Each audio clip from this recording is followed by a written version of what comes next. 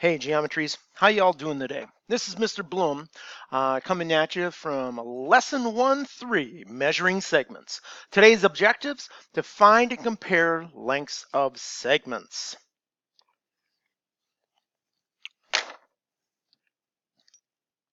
Okay, let's move on here. Now, yesterday we talked about our chapter 1 formal scale, and we checked things off that we learned about in 1-2. Okay, now I did that in blue. Those are the things I learned about in section 1-2. Today I'm going to check off the things that are in green when I come back and visit. Okay, and there are a couple things that moved around when I moved this. That should be here, there, and we will tell you what, let's do it this way. Unlock this, and I'll bring those back to there. Okay, that should cover everything. All right, now I'm happy. So we will come back and check this out periodically during the lesson so we can make sure that we are checking what we know, checking what we don't know.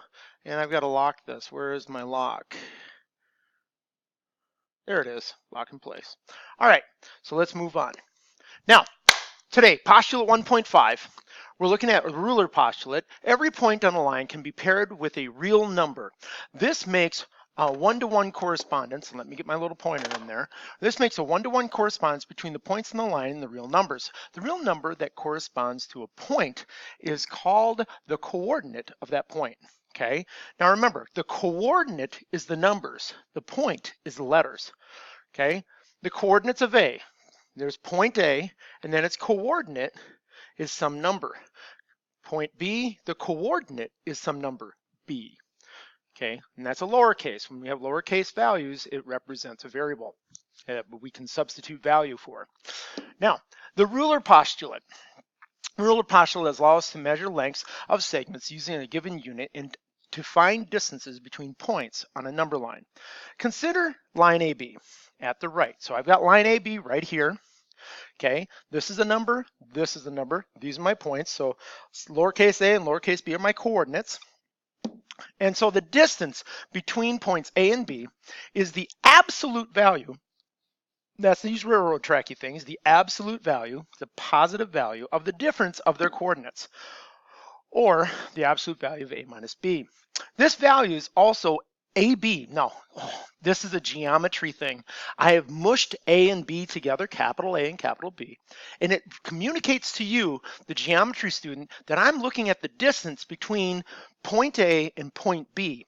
In order for me to communicate that, when I just write it, I mush them together and say capital A, capital B the way I have, and I can say equals whatever it is.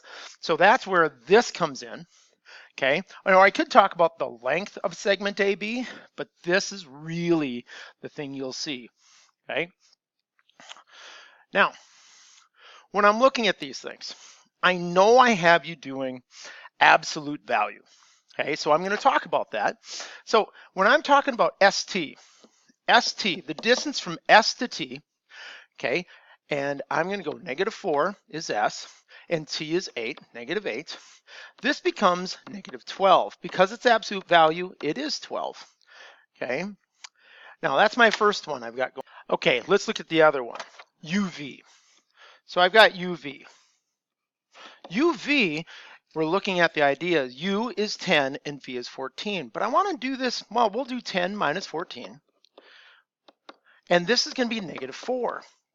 Okay, which is just 4. So UV's value is 4. And my last one here, I'm looking at SV. SV. And SV is going to be -4 minus 14. But what if I said 14 minus a -4? Okay, this will come out as 14 plus 4, which is 18. Okay, so now I've got my 3 values. All right, and I'm ready to move on, and I did it using the ruler postulate. I find the difference between the 2 points' coordinates. Remember, points are letters, coordinates are numbers. Now, we're going to use that postulate, ruler postulate kind of and we're going to extend it. We're going to talk about segment addition postulate. Okay, segment addition postulate, and let me get my little pointer here. Okay, segment addition postulate, if there are 3 points A, B, and C are collinear. So if 3 points A, B, and C are collinear are 3 points on the same line, and B is between A and C. So A, B, C are collinear, and point B is between point A and point C. Then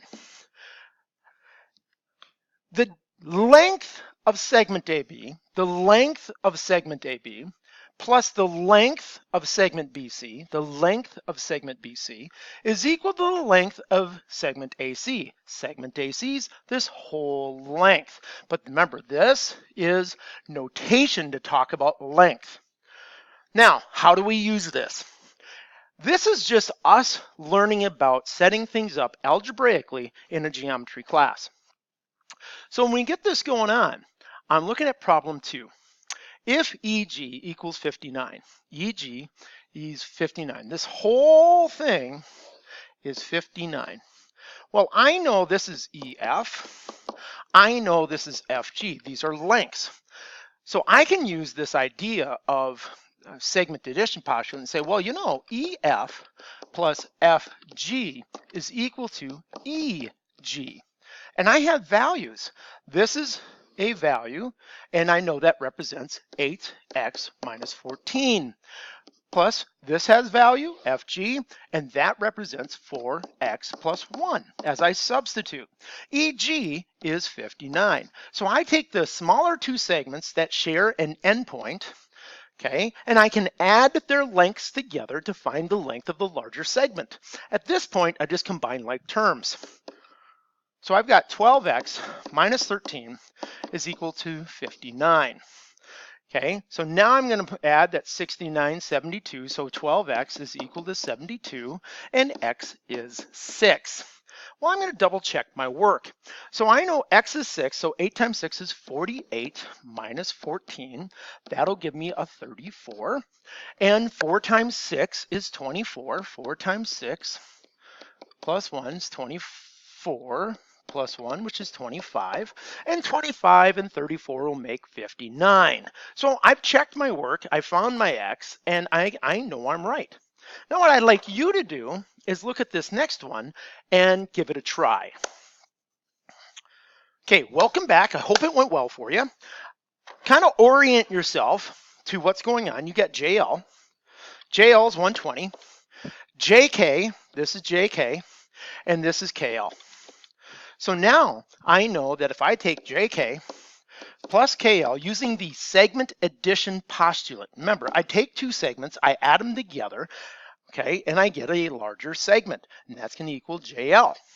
So now I got 4x plus 6 plus 7x plus 15 is equal to 120. This is 11x plus 21 is equal to 120. So now I'm going to subtract 21 from 120, and I get 11x equal 99. Dividing by 11, x is 9. Hopefully that went well for you, but we plug this in, and I've got 4 times x, which is 36, or 9 times 4, which is 36, plus 6, that'll be 42. And over here for KL, I plug in 9, and I get 7 times 9, which is 63, plus 15, which is 78.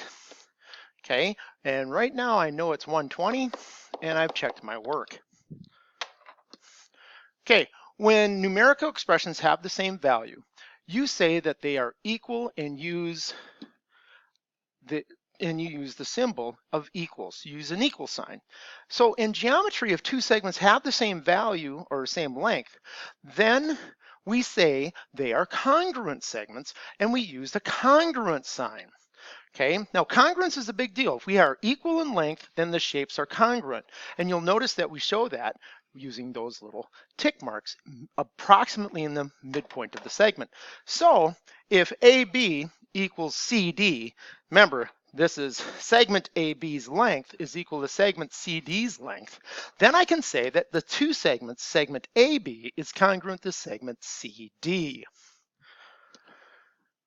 Now, when we're working with segments, we've got to consider other types of pictures. The midpoint of a segment is a point that divides the segment into two congruent segments. A point, line, or ray that goes through this point is called the segment's bisector. Now, this is the midpoint, and this is the bisector, and it splits the segment into two equal parts. So that's what this means, that these two parts are equal.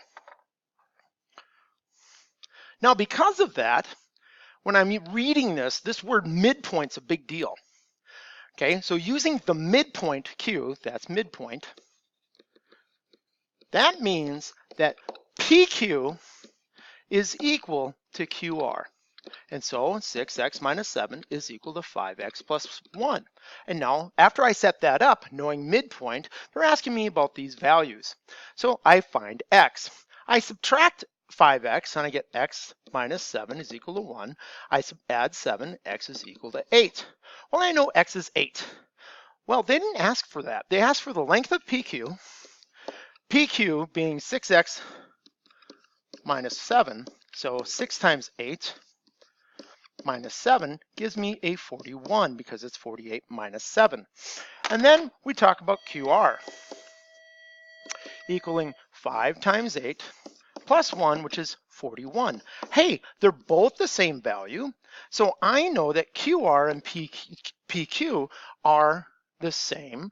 I know that my midpoint was found, and I know x is 8. Now I just add them together and find that PR is 82. So those are my three values. What I'd like you to do is find out what's going on here. Is it necessary to substitute the value you found for x back into the expression to determine the length of the other segments? Well, no, it is not necessary since it is the midpoint, the values should be the same, but it is always a good practice to check. So now, here it is, our summary. Our objectives today, to find and compare lengths of segments.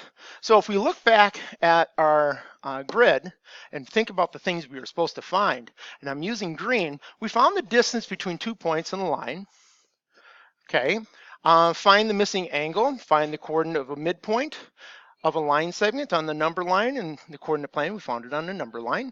Use the distance formula, we haven't done that. Find the perimeter, find the area of geometric figure. Constructing, we don't have that, but then we have several things here. We talked about the ruler postulate, congruence, segment bisector, supplementary, complementary, circumference, copy and angle. We use congruent symbols, and those are the things I've got checked off with section 1-2 from our scale. Well, I hope things are going well. You have today's assignments in GO 1-2. Have yourself a great day.